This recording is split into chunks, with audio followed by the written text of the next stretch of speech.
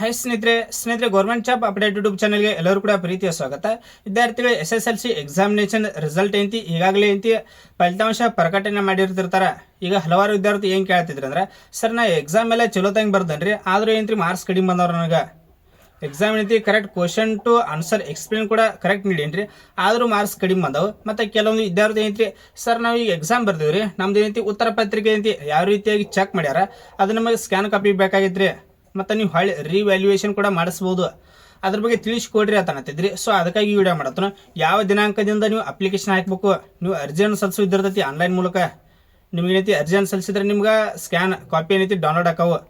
ನಿಮ್ಗೆ ಏನಾದ್ರೆ ನೀವು ಮೊದಲು ಸ್ಕ್ಯಾನ್ ಕಾಪಿ ತರಿಸ್ರಿ, ನಿಮ್ಮ ಉತ್ತರ ಪತ್ರಿಕೆ ಸ್ಕ್ಯಾನ್ ಕಾಪಿ ತರಿಸ್ರಿ. ನಿಮ್ಗೆ ಏನಾರ ಕರೆಕ್ಟ್ ಬರ್ದ್ರಿ ನೀವು, ಆದ್ರೂ ಏನೈತಿ ಮಾರ್ಕ್ಸ್ ಕಡಿಮೆ ಕೊಟ್ಟಿದ್ರಿ ಅಂತ್ರಿ, ಹೊಳ್ಳಿ ರಿವ್ಯಾಲ್ಯೂಯೇಷನ್ ಮಾಡಿಸ್ಬೋದು. ಅದ್ರ ಡೇಟ್ ಇದ್ದಿರ್ತಾವ, ಡೇಟ್ ಮುಂದೆ ತಿಳಿಸ್ಕೊಡ್ತಾನೆ ಯಾವ ದಿನಾಂಕದಿಂದ ನೀವು ಅಪ್ಲಿಕೇಶನ್ ಹಾಕಬೇಕು ಅಂತ ಹೇಳಿ.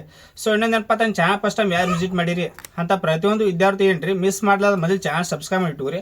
ಯಾಕಂದ್ರೆ ಡೈಲಿ ಏನೈತಿ ನಮ್ಮ ಚಾನಲ್ ಏನೈತಿ ಡೈಲಿ ಗೌರ್ಮೆಂಟ್ ಜಾಬ್ಸ್ ಬಗ್ಗೆ ಆಯ್ತು, ಸೊ ಅದೇ ರೀತಿಯಾಗಿ ಪ್ರೈವೇಟ್ ಜಾಬ್ಸ್ ಬಗ್ಗೆ ಆಯ್ತು, ಪ್ರತಿಯೊಂದು ಇನ್ಫಾರ್ಮೇಷನ್ ತಿಳಿಸ್ಕೊಡ್ತಾ ಇರ್ತಾನೆ.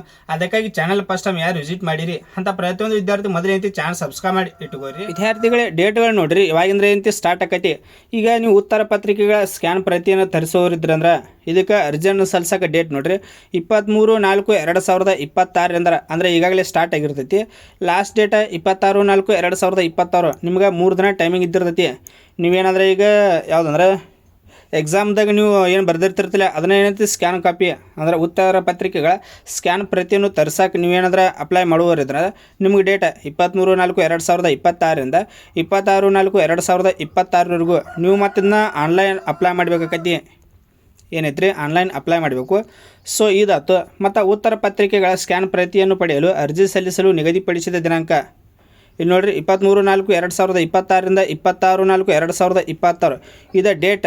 ಈ ಡೇಟನ್ನು ಬಿಟ್ಟು ನೀವು 27ನೇ ತರ್ಸಕ್ಕೆ ಹೋದ್ರಿ, 27ನೇ ದಿನಾಂಕದಂದು ತರ್ಸಕ್ಕೆ ಹೋದ್ರಿ ಅಂದ್ರೆ 28, 29 ಈ ಡೇಟ್ದಂದು ಏನಾದ್ರು ತರ್ಸಕ್ಕೆ ಹೋದ್ರಿ ಅಂದ್ರೆ ನಿಮ್ಗೆ ₹100 ದಂಡ ಇದ್ದಿರ್ತೈತಿ.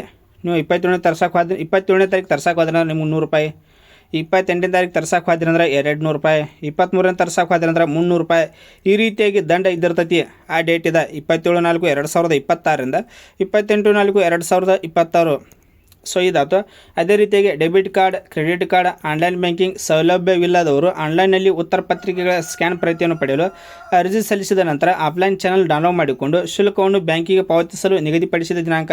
ನಿಮ್ಮ ಹಂತಲ್ಲಿ ಏನಾದರೂ ಡೆಬಿಟ್ ಕಾರ್ಡ್, ಕ್ರೆಡಿಟ್ ಕಾರ್ಡ್ ಈಗ ಯಾವುದಾದ್ರು ಆನ್ಲೈನ್ ಪೇಮೆಂಟ್ ಮಾಡಲಾರ್ದನ ಇಲ್ಲರಿ ಸರ್ ನಾವು ಏನೈತಿ ಬ್ಯಾಂಕಿಗೆ ಚಾನಲ್ ತುಂಬಿ ಐತಿ ಡೌನ್ಲೋಡ್ ಮಾಡ್ಕೋತಿದ್ರಿ ಅಂದ್ರೆ ನಿಮ್ಗೆ ಅಂಥ ವಿದ್ಯಾರ್ಥಿಗಳಿಗೆ ಟೈಮಿಂಗ್ ನೋಡಿರಿ 27/4/2026 29/4/2026 27/4/2026 29/4/2026 ಅಂದ್ರೆ 2 ದಿನ ನಿಮಗೆ ಟೈಮಿಂಗ್ ಇದ್ದಿರ್ತೈತಿ ಅಂಥ ವಿದ್ಯಾರ್ಥಿಗಳಿಗೂ.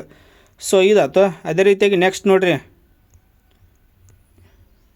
ಯಾವುದಂದ್ರೆ ಈಗ ಉತ್ತರ ಪತ್ರಿಕೆಗಳ ಮರು ಎಣಿಕೆ ಮತ್ತು ಮೌಲ್ಯಮಾಪನಕ್ಕಾಗಿ ಅರ್ಜಿ ಸಲ್ಲಿಸಲು ನಿಗದಿಪಡಿಸಿದ ದಿನಾಂಕ.